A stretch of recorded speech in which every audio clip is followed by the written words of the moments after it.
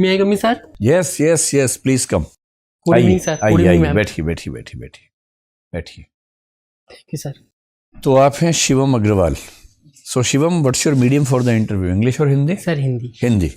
And what was your medium for the mains? Sir Hindi. This is your first attempt? नहीं sir, third attempt. Third attempt. And first interview? नहीं sir, second interview. So why couldn't you get through last year? Sir last में मेरा result withhold हुआ था, तो result नहीं आया था सर। विदहोल्ड क्यों हुआ था? सर ईडब्ल्यूएस कैटेगरी का मतलब certificate. Okay, there was some certificate issue. Yes sir. This time it is clear? Yes sir. Okay. So Shivam, before we start, would you like to introduce yourself? मेरा नाम शिवम अग्रवाल है जी। मैं UP के रामपुर जिले के मिलक कस्बे का रहने वाला हूँ। ठीक है। सर मेरी जो बीएससी और एमएससी की पढ़ाई है वो दिल्ली यूनिवर्सिटी से कंप्लीट हुई है मैथमेटिक्स में। उसके बाद सर मैंने 2022 में बीएड कंप्लीट करा है चौधरी चरण सिंह यूनिवर्सिटी में। और सर मेरी hobbies upcycling of waste materials और reading and writing Hindi poetry है। तो शिवम, आपका तो इतना सुंदर बायोडाटा है, आप रामपुर से हैं, मैथ्स आपने पढ़ा है। रामपुर अपने चाकू के अलावा किस चीज़ के लिए प्रसिद्ध है? सर एक रजा लाइब्रेरी के लिए प्रसिद्ध है। हाँ, वो बहुत प्रसिद्ध लाइब्रेरी है। और एक आपके यहाँ के नेता हैं आजम खान, उनके लिए बहुत प्रसिद्ध होगा। यही 3 जिक्र आते हैं रामपुर के अक्सर किसी भी व्यक्ति के सामने, है ना? तो बताइए कि रामपुर का चाकू बाकी पूरे देश के चाकुओं से क्यों अलग माना जाता है, और अब वो हालत बची है या वो पुरानी बातें हो गई? सर रामपुर के चाकू में ये यूनिक विशेषता है कि सर उसमें एक ग्रेविटेशनल मैकेनिज्म काम करता है। तो उसमें जब हम उसके बटन को पुश करते हैं तो वो तेजी के साथ रिएक्ट करता है। ठीक है। और सर उसका जो ब्लेड वाला भाग है वो लगभग 8 इंच से भी ज़्यादा बड़ा होता है। तो सर ये विशेषताएं मानी जाती हैं। ठीक है। तो मैथमेटिक्स से आपने एमएससी किया, फिर आपने बीएड किया, और फिर आपने मैथमेटिक्स को छोड़ते हुए हिंदी साहित्य लेके एग्जाम दिया। ऐसा क्यों किया मैथ्स के साथ आपने? सर इसके कुछ रीजंस थे। सर जो मैंने दिल्ली यूनिवर्सिटी में मैथ्स पढ़ा है सर, उसमें प्योर मैथमेटिक्स पढ़ा है। और सर जो यूपीएससी का सिलेबस है उसमें अप्लाइड मैथमेटिक्स का पोर्शन बहुत ज़्यादा है। ठीक है। तो सर मुझे बहुत नए सिरे से पढ़ाई शुरू करनी पड़ती। और सर दूसरा रीज़न ये था कि जो यूपीएससी में एसए का पेपर होता है और जो थिक्स का पेपर होता है उसमें हिंदी सर डायरेक्टली या इनडायरेक्टली सर रोल प्ले करता है। ठीक है, आप कह रहे हैं तो मान लेते हैं। मुझे ये बताइए कि किसी बच्चे को मैथ सिखाना सबसे मुश्किल माना जाता है। So being a student of BEd, एक ऐसा बच्चा जिसको कुछ नहीं पता कि नंबर्स क्या होते हैं, सबसे पहला दिन उसको नंबर सिखाना है, उसको ये बताना है कि 0 क्या है, कैसे समझाएंगे? समझा के बताइए। सर नंबर सिस्टम समझाने के लिए हम कुछ वस्तुएं ले सकते हैं। ठीक है। जैसे सर बैलून्स का प्रयोग कर सकते हैं या फिर फल ले सकते हैं और उसको दिखाकर उसकी क्वांटिटी के बारे में बता सकते हैं ताकि वो खेल खेल में सीख सके। पहले 0 समझाना ठीक रहेगा या पहले 1 समझाना ठीक रहेगा? सर 1 समझाना ज़्यादा अच्छा रहेगा सर मेरे अगर हिसाब से। ठीक है। उसके बाद? सर उसके बाद मतलब जैसे वो संख्याओं का ज्ञान होता रहेगा तो सर फिर 0 समझा देंगे कि कोई चीज़ नहीं है यहाँ पर। और माइनस कैसे समझाएंगे? सर माइनस का ऐसे समझा सकते हैं जैसे सर मैं उन बच्चों को मतलब 3 या 4 कोई चीज़ें दे दूंगा और उसमें से कोई एक चीज़ ले लूँगा। तो मैं कहूँगा देखो मैंने आपसे ये चीज़ जो वापस ले ली है, मतलब आपकी तरफ से कोई चीज़ चली गई है, वो घटाव का प्रतीक है। हाँ, तो ये इसमें से माइनस हो गया। ये बताएं कि जो अप्लाइड मैथमेटिक्स यानी गणित के सिद्धांत सामान्य जीवन में हम कैसे इस्तेमाल करते हैं, कुछ बता सकते हैं एग्जाम्पल? जैसे अगर मैं कहूँ कि दशमलव हमारी जिंदगी में कैसे इस्तेमाल होता है नॉर्मल लाइफ में, तो कुछ सोच के बताइए। सर ज़िंदगी में दशमलव इस टाइप से यूज़ हो सकता है। सर जो ज़िंदगी होती है वो प्योर मतलब अंकों पर नहीं चलती है कि उसमें +1 या +2 दिखाई दे। कभी कभी वो बीच के रास्तों में भी चलती है और वही जो बिंदु होते हैं वो दशमलव बिंदु होते हैं ज़िंदगी के। एक एग्जाम्पल देके बताइए सामान्य सा। सर जैसे मतलब कोई व्यक्ति, अगर हम ऐसा एग्जाम्पल लें कि कोई व्यक्ति अगर किसी सिचुएशन को पूरी तरह डील कर पा रहा है तो उसे +1 कहा जाए, और अगर वो डील नहीं कर पा रहा है तो उसे -1 या 0 कहा जाए। तो सर कोई व्यक्ति +1 पूरी तरह या पूरी तरह -1 नहीं होता है, वो पॉइंटों में उसके अंदर एग्जिस्ट करती है कोई भी क्वालिटी। तो सर हम कह सकते हैं कि वो 0.5% अच्छा है या 0। जी सर शिवम, ये बताइए कि भारत का सबसे बेस्ट फ्रेंड कौन है नेबरहुड में? सर एक रशिया और एक फ्रांस। नेबरहुड में? Sorry sir Bangladesh. अच्छा, भूटान के साथ भारत के क्या विवाद है? सर भूटान के साथ वैसे तो मतलब जनरली कोई विवाद नहीं दिखाई देता है, और भूटान आपने बांग्लादेश बोला, तो बांग्लादेश के साथ तो विवाद हैं, जी सर। लेकिन भूटान के साथ आप याद नहीं कर पा रहे हैं। सर तो भूटान बेस्ट फ्रेंड किसको मानेंगे, जिसके साथ विवाद है या जिसके साथ विवाद नहीं है? सर भूटान और बांग्लादेश दोनों ही भारत के अच्छे मित्र हैं, लेकिन सर अगर हम नॉर्थ ईस्ट के पर्सपेक्टिव से देखें कि जो हमारे पूर्वोत्तर राज्य हैं उससे बांग्लादेश की कनेक्टिविटी ज़्यादा दिखाई देती है, तो सर हमें एक नेशनल पर्सपेक्टिव से देखने की आवश्यकता है ताकि हमारा जो यानी कि नेशनल छोटा है तो मतलब कम इम्पोर्टेंट है? नहीं सर, ऐसा बात ऐसा नहीं नहीं है है? सर, उसका भी इक्वल अच्छा ये बताइए कि डोकलाम विवाद क्या था? सर जो चाइना है वो भूटान के कुछ क्षेत्र पर अपना अधिकार का दावा करता है, जैसे सर एक सैकतंग वाइल्ड लाइफ सेंचुरी है, और सर जो डोकलाम का हिस्सा है वो भारत में चाइना में मतलब डोमिनेटेड होता है, तो उसमें चाइना का मतलब हस्तक्षेप दिखाई ये देता है। साक्तेंग वाइल्ड लाइफ सेंचुरी की जो बात आप कर रहे हैं, ये क्या डोकलाम के आसपास है? Yes sir. आप इसको देखिएगा मैप, ओके सर। ठीक है। सिलीगुड़ी कॉरिडोर, या जिसको हम चिकन स्नैक बोलते हैं, ये भारत के लिए क्यों बहुत महत्वपूर्ण है? सर इसका एक रीज़न ये है कि जो भारत का नॉर्थ ईस्टर्न पार्ट है वहाँ तक जाने के लिए इंडिया की मेनलैंड कनेक्टिविटी सर ये रूट प्रदान करता है। अच्छा, जी। और क्यों ये स्ट्रैटेजिकली इम्पोर्टेंट है? सर यानी कि अगर क्या खतरा है हमें? सर हमें अगर मतलब ये रूट अगर ब्लॉक हो जाता है तो भारत का जो नॉर्थ ईस्टर्न पार्ट है वो भारत से जो है वो अलग हो सकता है, तो उसकी कनेक्टिविटी बनाए रखने के लिए बहुत ठीक है। इंपॉर्टेंट। साइबर स्टॉकिंग से क्या समझते हैं? साइबर स्टॉकिंग सुना है आपने ये वर्ड?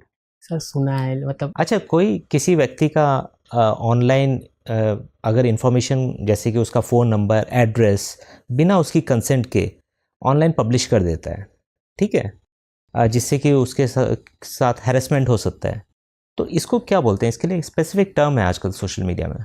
Sorry sir. सुना नहीं आपने? चलिए, आपको जॉगिंग करने का शौक है, यस प्लॉगिंग क्या होती है? सॉरी सर, एक बार रिपीट कर प्लॉगिंग? Sorry sir. नहीं। अच्छा, मेरा आखिरी सवाल आपसे ये है कि आपकी हॉबी है अपसाइक्लिंग ऑफ वेस्ट मटेरियल्स। प्रधानमंत्री जी पिछले साल एक एनर्जी वीक के दौरान जब गए थे तो उन्होंने एक स्पेशल टाइप की जैकेट पहनी हुई थी। ये आपकी हॉबी से भी जुड़ता है, यानी कि ये बॉटल रिसाइकिल मटेरियल से बनी हुई थी, तो क्या इसको हम अपसाइक्लिंग का एग्जाम्पल मानेंगे? यस सर, मतलब सर अपसाइक्लिंग का मेन मोटो ये होता क्योंकि है जनरली हम रिसाइक्लिंग सुनते हैं, तो अपसाइक्लिंग कैसे डिफरेंट है? सर जो रिसाइकलिंग होती है उसमें 2 प्रोसेसेस होती हैं, एक अपसाइक्लिंग और एक डाउनसाइक्लिंग। अपसाइक्लिंग में सर जो हमारे पास चीज़ें बेकार हो जाती हैं उनकी कुछ वैल्यू अपग्रेड करके चीज़ों को बनाया जाता है, इनोवेट करा जाता है। कोई एग्जाम्पल आप दे सकते हैं? सर जैसे सर मैं कुछ मतलब जो पॉलीथीन्स होती हैं या टिश्यू पेपर होते हैं ख़राब, उनकी सहायता से कुछ फ्लावर्स बनाता हूँ, तो सर वो एक अपसाइक्लिंग का एग्जांपल है। तो वो उससे ज़्यादा वैल्यू में बिकते हैं? सर बेचने के लिए नहीं, मतलब सर अपना चलिए, धन्यवाद। डेकोरेशन के लिए।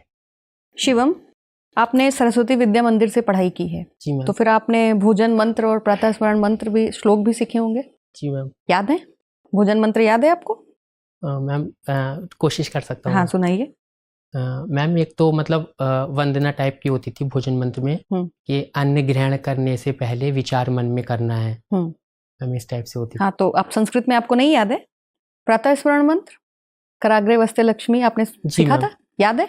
जी मैम। सुनाइए। कराग्रे वस्ते लक्ष्मी, कर मध्य सरस्वती, कर मूलेत गोविंदा और प्रभाते कर दर्शनम। ठीक है, बढ़िया।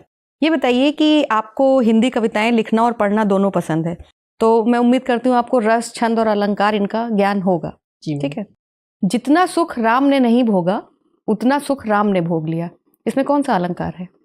मैम एक बार रिपीट कर दीजिए। जितना सुख राम ने नहीं भोगा उतना सुख राम ने भोग लिया। मैम इसमें राम शब्द की मतलब 2 बार आवृत्ति हुई है। मैम यमक अलंकार हो सकता है मैम। ठीक है। ये बताइए कि हिंदी में जब हम साहित्य पढ़ते हैं, कोई भी साहित्य पढ़ते हैं, तो उसमें कई बार ऐसे कुछ स्लोगन्स आते हैं या कुछ ऐसी पंक्तियां आती हैं जिनको पढ़ के हमारा मन बहुत प्रसन्न हो जाता है या हमें बहुत प्रेरणा मिलती है, जैसे कि मन के हारे हार है, मन के जीते जीत। आप मुझे कुछ ऐसे स्लोगन्स बताइए जिनको पढ़ के आपको बहुत आनंद आया हो या आपको बहुत प्रेरणा मिली हो। मैम स्लोगन्स या फिर मैम कुछ भी जो आपको पढ़ के अच्छा लगा हो। मैम मुझे दिनकर जी की मैम कुछ पंक्तियाँ अच्छी लगती हैं। मैम जैसे उन्होंने अपनी कविता रश्मि रथी में कुछ पंक्तियाँ कही हैं, लेकर नौका तट छोड़ चली, कुछ पता नहीं किस ओर चली, यह बीच नदी की धारा है, सूझता ना कूल किनारा है। ठीक है, ठीक है, बढ़िया। आप अपनी लिखी हुई कोई कविता सुना सकते हैं?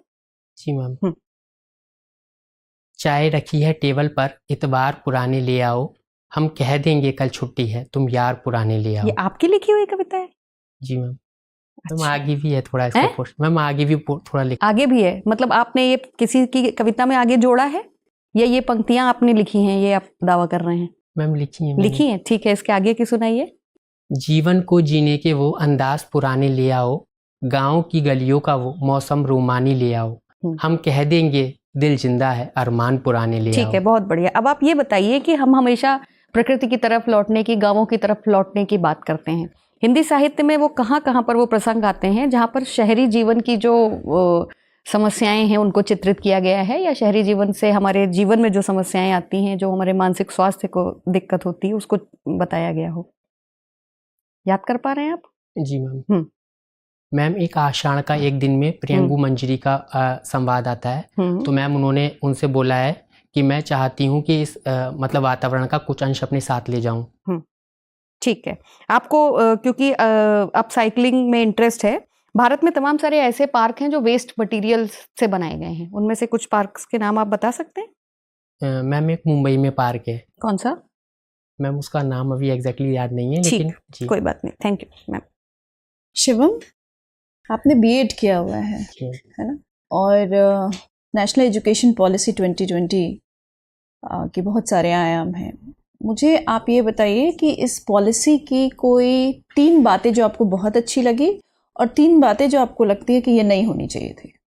मैम न्यू एजुकेशन पॉलिसी में जो पहले सिस्टम था 10+2, मैम उसे कन्वर्ट किया गया है 5+3+3+4 में। ठीक है, स्ट्रक्चर में चेंज बात की गई है। और मैम दूसरा इसमें एक जेंडर इंक्लूजन फंड का प्रोविज़न किया गया है ताकि महिला शिक्षा और जो ट्रांसजेंडर्स की शिक्षा है उसको बढ़ावा दिया जा सके। ठीक है, बहुत अच्छी बात है। और मैम तीसरा इसमें अच्छा मतलब बात ये की गई है कि इसमें मातृभाषा या स्थानीय भाषा में शिक्षा को बढ़ावा देने का जिक्र किया गया है। ये तो इसी पॉलिसी ने नहीं की है, पहले की भी पॉलिसीज़ ने बात की है, तो ये तो इसका नयापन मुझे नहीं दिखता है।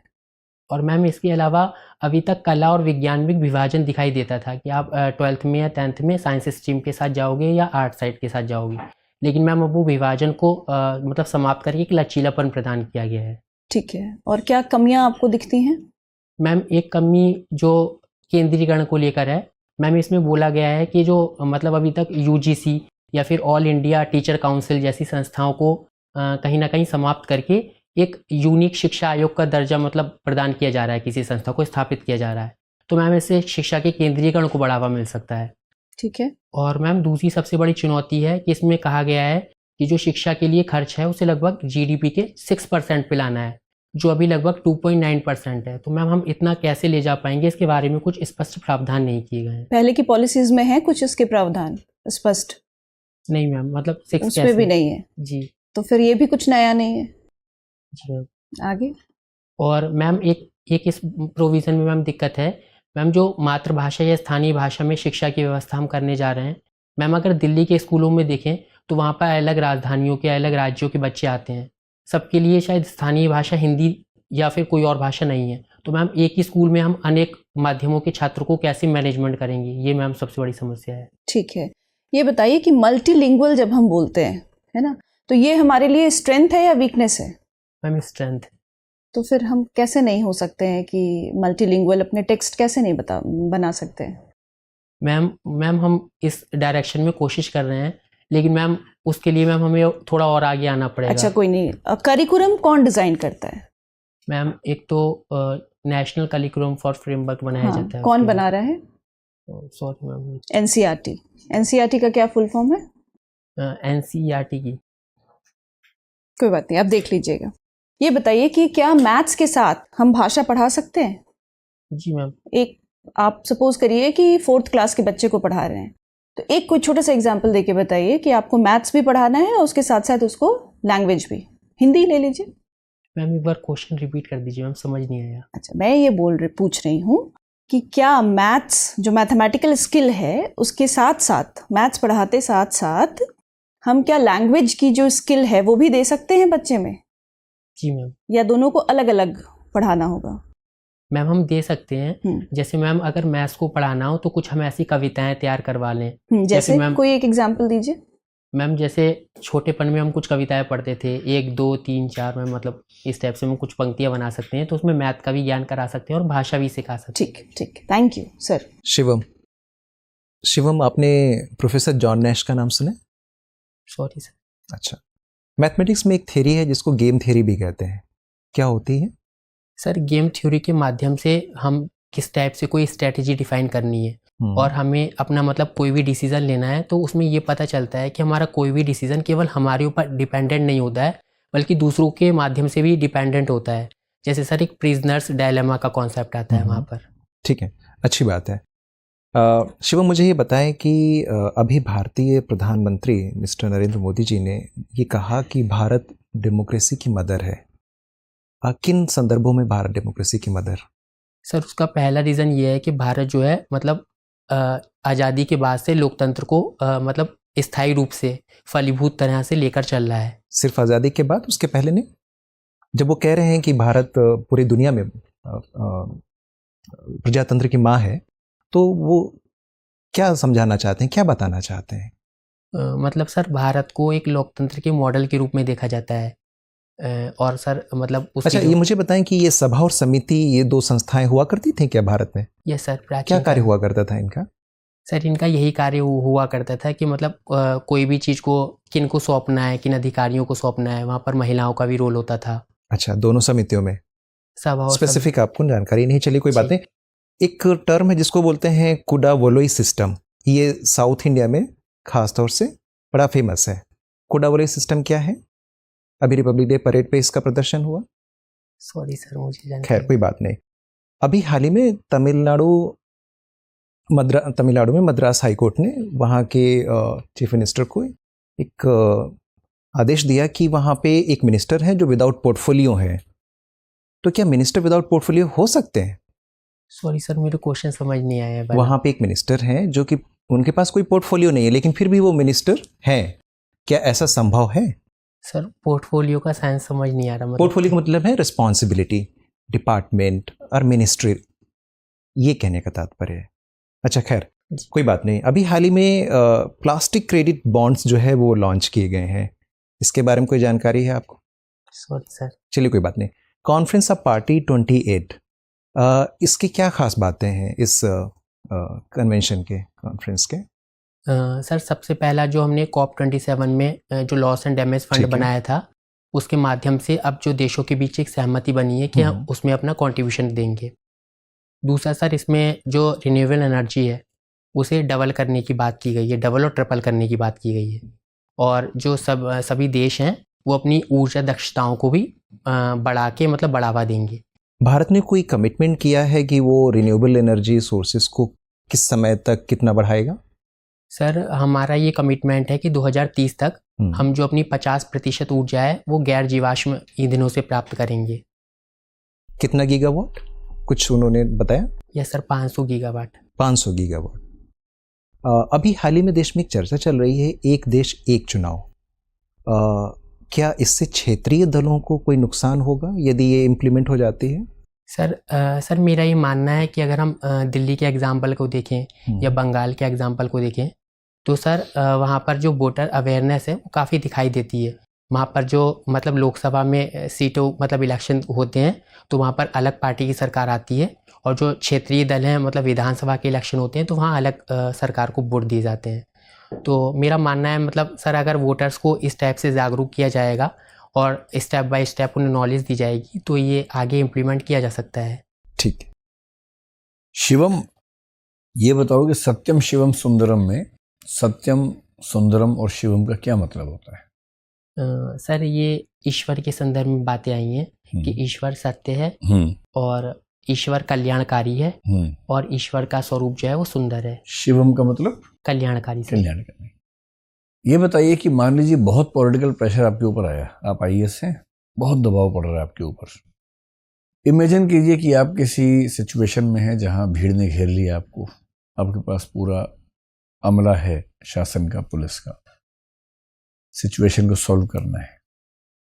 उस सिचुएशन को सॉल्व करने में गणित और साहित्य दोनों आपकी क्या क्या मदद करेंगे? सर जहाँ तक साहित्य का प्रश्न है तो सर साहित्य में एक मुझे इमोशनल इंटेलिजेंस सिखाई है, और सर किसी भी मतलब समाज को जानने का या समझने का नज़रिया सिखाया है। तो सर मैं जो भीड़ है उसकी भावनाओं पर नियंत्रण पाने की कोशिश करूँगा साहित्य के द्वारा। ठीक है। और और सर गणित से?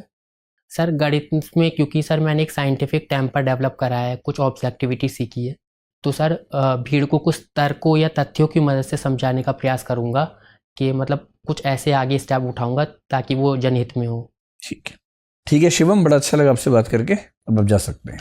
धन्यवाद। Thank you sir, thank you ma'am. मैं आई कमी सर? आइए आइए आइए आइए, बैठो शिवम बैठो। आज क्यों घबराए हुए लग रहे हो यार, तुम इतने स्मार्ट आदमी हो। सर ऐसे ही थोड़ा नर्वस हो गया था। अच्छा, ये कविता तुमने लिखी सच में? जी सर। पक्का? जी क्योंकि बहुत पॉपुलर कविता आजकल है, बहुत प्रसिद्ध है। सर मैंने लिखी। नहीं नहीं, वो ठीक है, मतलब आपने लिखी तो बहुत बड़ी बात है। तो एक बार जोर से कहना वहाँ कि सर मेरी एक कविता जो कि आजकल काफ़ी प्रसिद्ध भी हो गई है, मैं सुनाना चाहूँगा। वो पूछेंगे, उनकी आंखें फट जाएंगी, पूछेंगे आपने लिखी है? बोलेंगे हाँ सर मैंने लिखी है, और भी लिखी हैं ऐसी बहुत सारी, है ना। बहुत बढ़िया। तुम्हें तो कहाँ तुम IAS से कर पड़े हो। नहीं ठीक है, IAS ज़्यादा अच्छा है। उसके बाद तुम राज का भी बन जाना कालिदास की तरह। एंट्री अच्छी है, बैठने का स्टाइल अच्छा है, ड्रेस भी बहुत सुंदर है, लेकिन टाई बदल लेंगे तो और अच्छा हो जाएगा। मतलब वैसे ठीक है, लेकिन मैरून में होगा तो और अच्छा रहेगा। इंट्रो अच्छा है, एक्सप्रेशन आपका बहुत अच्छा है, बहुत ही विनम्र हैं आप।